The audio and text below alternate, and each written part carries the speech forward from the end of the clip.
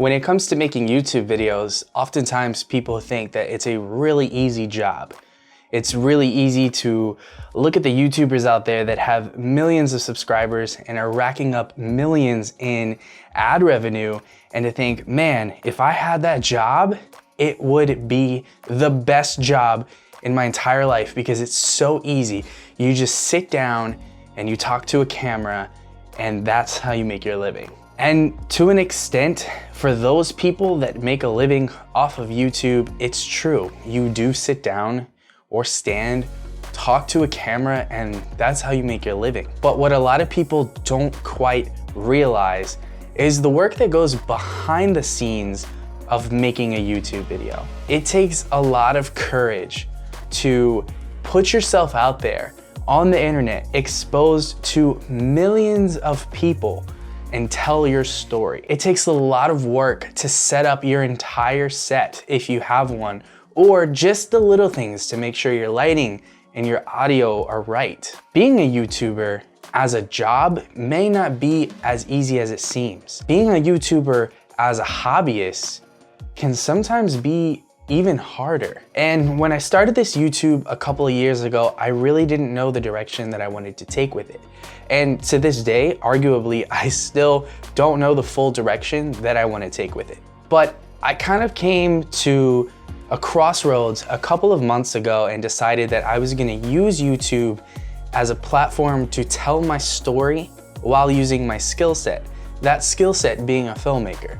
And in terms of my story, it could be many other things. It could be my fitness journey. It could be my journey as a filmmaker. It could be gear, like gear that I use on a regular basis. It could be any number of things. The idea is to tell a story while using my skills as a filmmaker. And what I didn't realize is how hard it was actually gonna be to do this. I think a lot of us kind of get caught up in this rut where we get super inspired to go make videos and to do things, and we run the thoughts through our head that we need this or we need that. We need the next camera, we need the next field monitor, we need the next light. In my case, you need an entire YouTube studio as a home office. While those things may really help add to your videos, they're not necessary to begin with. There are a lot of people out there who are telling their story with so little and impacting thousands of lives. For me, when I found myself in this situation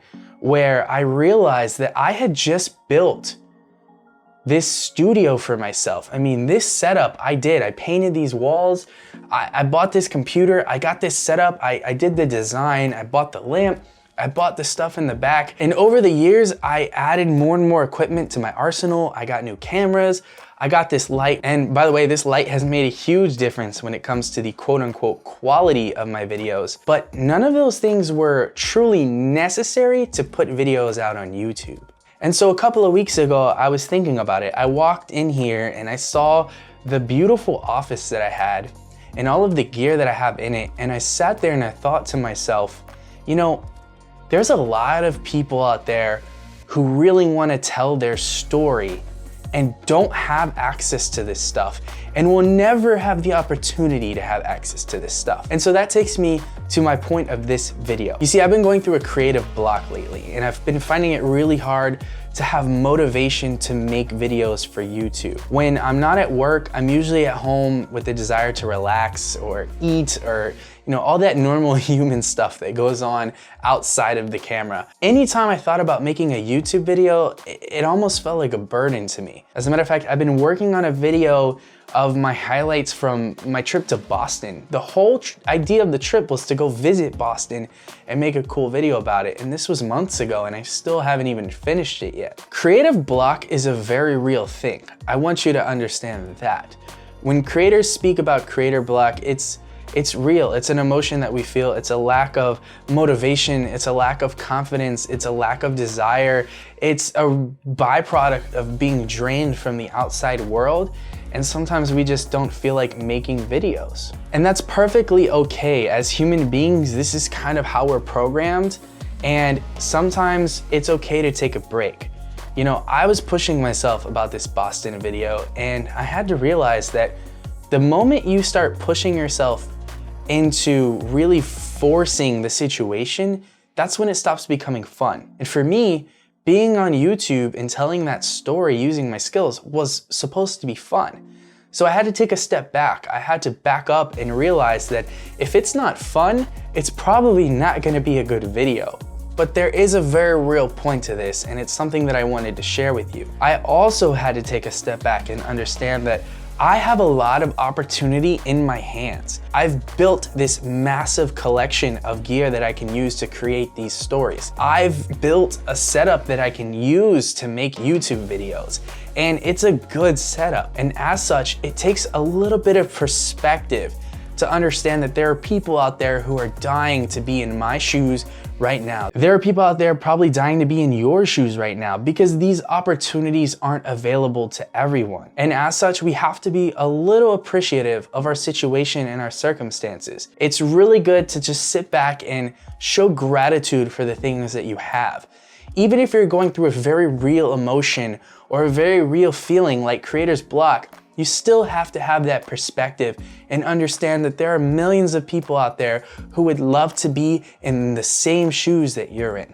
And that's what I had to do. I had to sit back and realize that, hey, I have a lot of opportunity at my fingertips and I should probably take advantage of it. It's okay to take breaks. It's okay to have creator's block. Sometimes we're uninspired. Sometimes the outside world rains heavy on us. But if you really want to tell that story, you gotta be appreciative for what you have. You have to put the story out too. Like, if you wanna tell the story, you have to put it out.